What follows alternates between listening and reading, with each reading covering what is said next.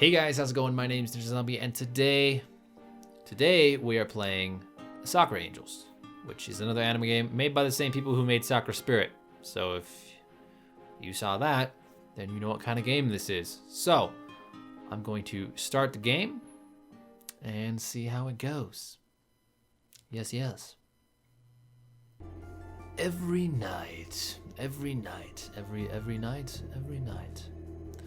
Every night. Sorry, I'm trying to think of what voice I want to do this in. I'm just gonna use my normal voice. Every night. No, next. I have the same dream. Every night, I'm always brought back to this place without fail. And then, every morning, I wake up with no memory of this place at all, until the next time I fall asleep. Not a single night has went by without my consciousness being dragged into this abyss. This realm is devoid of light, so much so that I can't even see my hand in front of my face, no matter how desperately I wave it. The concept of sound is just as absent.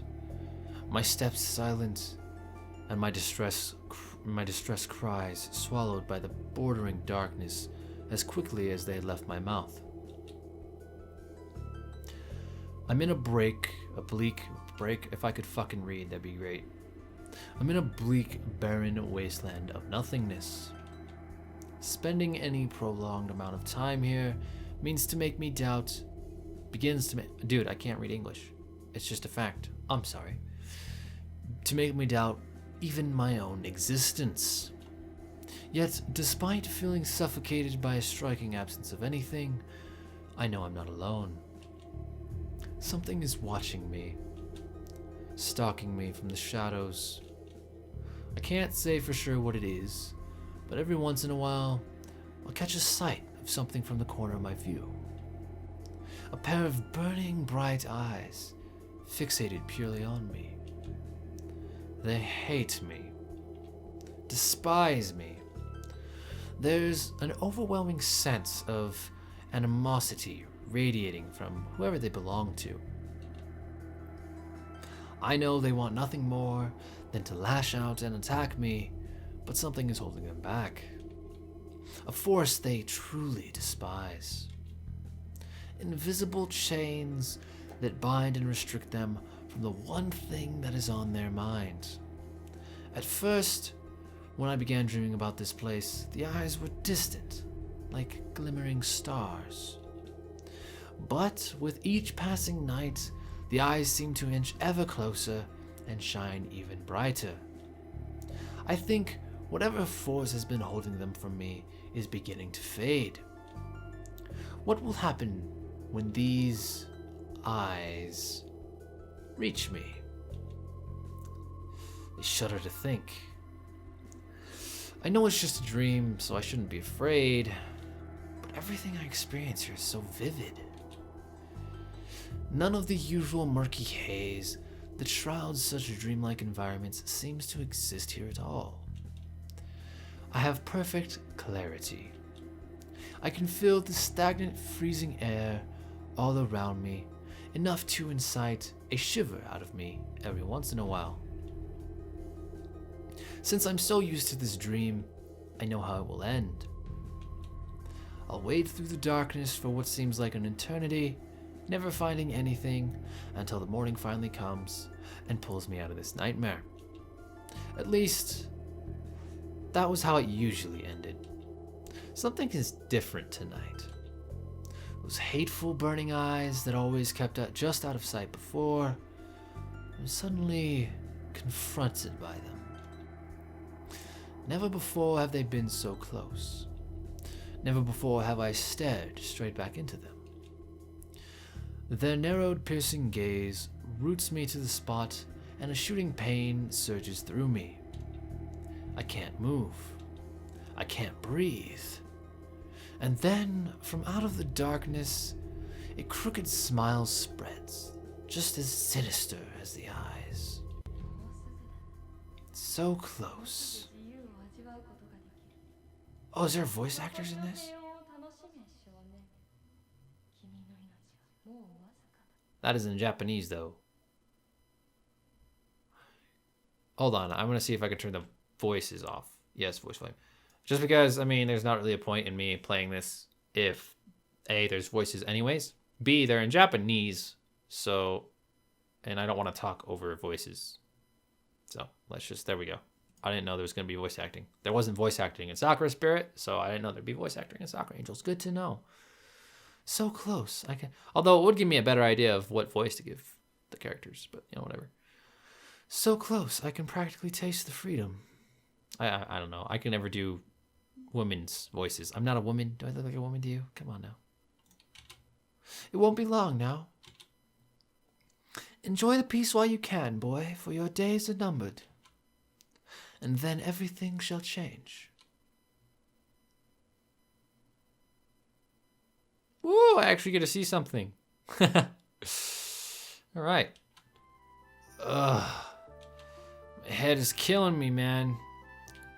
These morning migraines are the worst. Every morning without fail, I always wake up to a sensation, not unlike my skull being pounded by a jackhammer. Thump, thump, thump. It's almost like a heartbeat. I feel like my head is gonna split open. It's weird though, because even though the pain is so intense, it never lasts long. In the space it takes me to get up and head for school, the pain is usually reduced to just a dull throb at the back of my skull by then. So it isn't too much of a hassle in the grand scheme of things, I suppose. But it certainly isn't a fun way to wake up. I just find it odd how consistent it seems to be. Anyway, enough pondering these weird mysteries. It's time to tackle the day. After a moment of wrestling with my blanket, I swing my legs around and drag myself out of bed. A quick look at my bedside clock tells me it's still early. Too early. If I had it my way, the world wouldn't start until at least a good way into the afternoon. Ha, this is my kind of guy right here. Good way into the afternoon? Yes. But sadly, life just isn't that wonderful. Tell me about it. Pulling back the curtains to let the light flood into my room, I suppress the urge to let out a hiss, almost blinding myself in the process. By the way, before I continue, I just wanted to make a note. If you hear a popping noise, like when I do that, if that is screwing with my mic right now, I really am sorry. My mic is not in its normal spot. It's usually, okay, so usually it's like below me and kind of pointed up, but like it's not directly at me. Right now, it's kind of, I'm not talking directly into my mic, but it's up more, and so it's closer to my mouth. And so if you hear the popping, I've never put my mic here before, but I thought it would be better to move my mic up because I'm talking kind of softer than in my normal videos, and I'm also, it usually sounds better if you put a mic closer to you. So anyways, pulling back the curtains to let the light flood into my room, I suppress the urge to let out a hiss, almost blinding myself in the process. Too bright, man, too bright. The rest of my time getting ready is spent fighting with my uniform, a tie becoming all the more problematic to put on when you're half asleep. Oh god, I think I've actually got my hand stuck in it. Almost choking myself to death, in the most pathetic fight ever, I might add, I finish putting on the tie, the rest of my uniform complying peacefully with me. Unable to find a comb, I settle for just flattening my hair down with my hands. It's fine, it's whatever. Blinking into the mirror, I'm left staring back at someone with messy, black hair. It's close enough. Somewhat dressed and somewhat ready, I stumble out of my room, my legs still not fully awake. Uneven steps carry me dangerously down the stairs, and I soon emerge into the kitchen. I'm greeted by silence. The kitchen is empty. A familiar scene for me. My parents are what you might call workaholics. Basically, they spend more time at their respective jobs than they ever do here. I only ever get to catch them during the evening while we're eating, and then everyone is off to bed and the cycle repeats. don't get me wrong, I understand they have to work in order to keep us living comfortably, so I don't hate them for it. It's fine.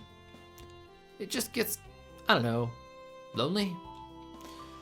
Oh well, no use moping about it. It's been like this for years, so I don't know why I was getting all emotional about it now. The plus side of them not being around is that I quickly had to learn how to cook for myself. It's amazing how fast you can adapt to that sort of stuff when you're starving. I don't think I have enough time for anything fancy to eat for breakfast, so I'll just settle for some toast. You can never go wrong with toast. Okay, you might be able to go wrong with toast. I have sudden traumatic flashbacks to when the toaster erupted into flames. Ah, what a day that was. But I've learned from my mistakes now. It won't happen a second, third time.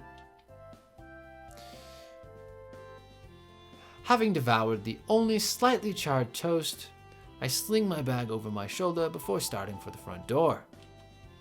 I give the empty house one last look over before opening the front door. It's kind of depressing to have no one to say goodbye to. But again, it's been the same for every weekday morning since forever ago. Ah, the sun is shining high in the cloudless sky, birds are chirping overhead, waves of students are passing by, happily chatting with one another as they all make their way to school. It's all so horrible. I was not expecting that. I'm not much of a morning person, so I can't even begin to fathom how everyone could be so bright-eyed and bushy-tailed right now.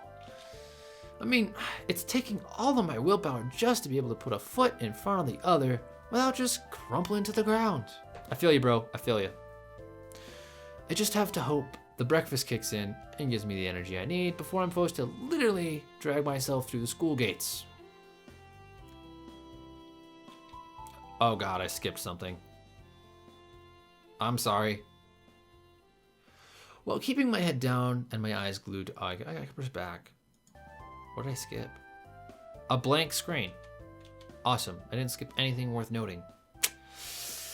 While keeping my head down and my eyes glued to the ground as I soldiered on, I suddenly noticed the vibrant atmosphere from before is gone. Silence has completely taken over.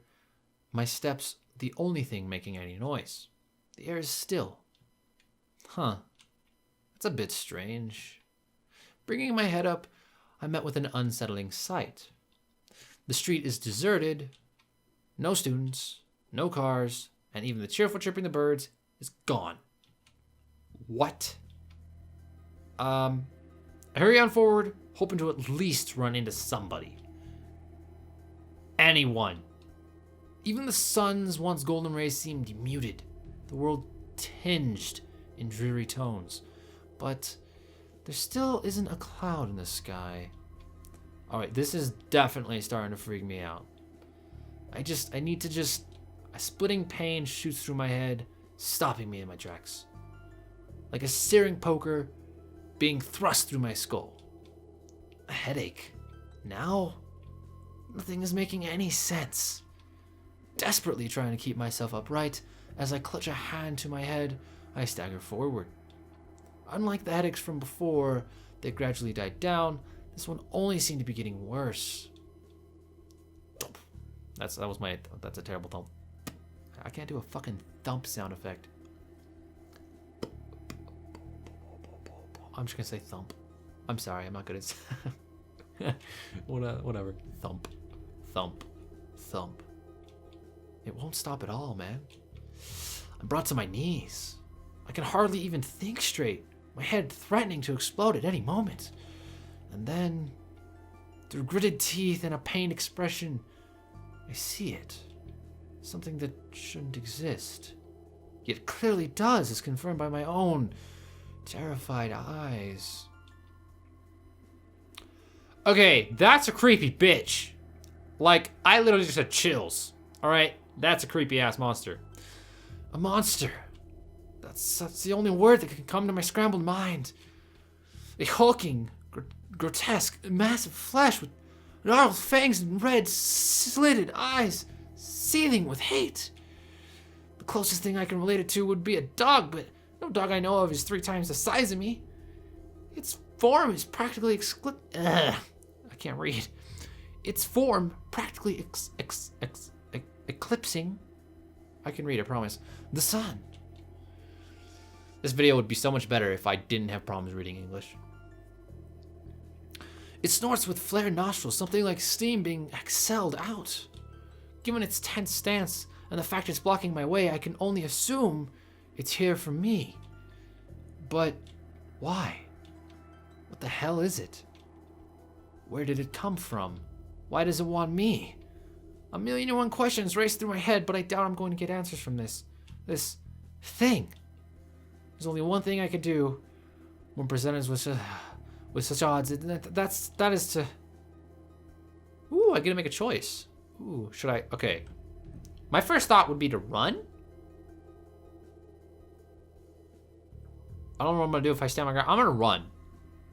Yeah, let's run. I'm going to quick save real quick.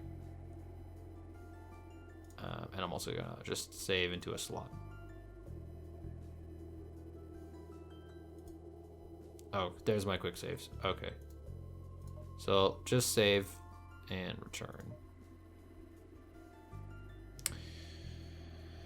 All right. Yeah, of course. I would be an idiot to attempt anything else.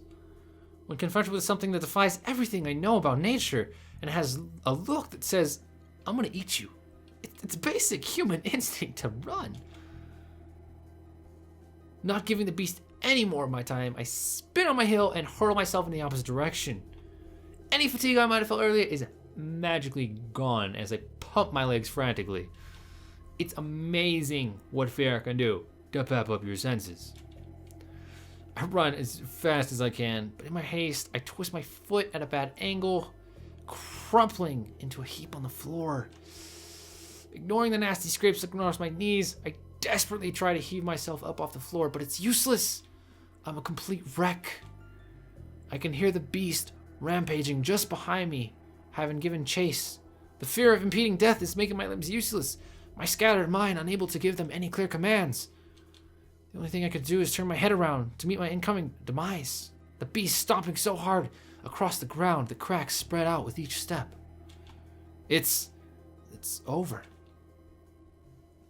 Right before the beast could connect with me and bring my life to a grisly end, a dazzling, radiant light floods my vision, engulfing both me and the monster. The beast stops in its tracks, a guttural cry escaping it before it vaporizes before my eyes. What the hell just happened? Geez, that was a close one. You all right? A cheerful voice chirps. A welcome sound after the terror of that. The thing. Don't talk to him. We have to leave before... And then another voice that's less cheerful. In fact, they sound angry more than anything. I don't know if it's gonna be a... Okay. Yeah. The light soon fades, revealing my saviors. Though, this is definitely the last thing I was expecting. 2 girls, roughly my age, stand before me.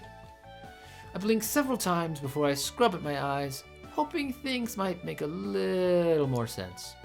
This can't be real.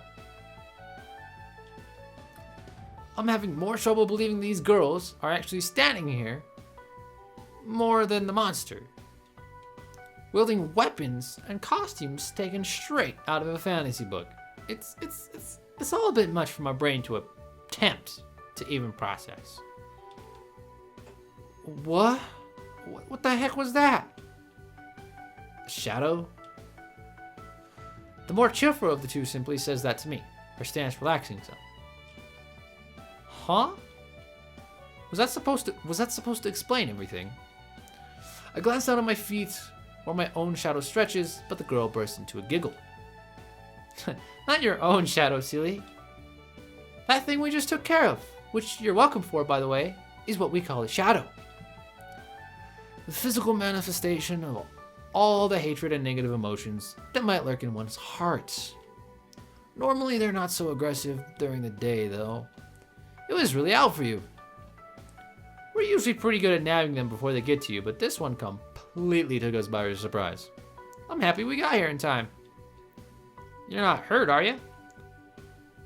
No, I'm fine, but as if things weren't bad enough that we had to reveal ourselves to him, now you're just casually blabbing away things that no normal person should have a right to know.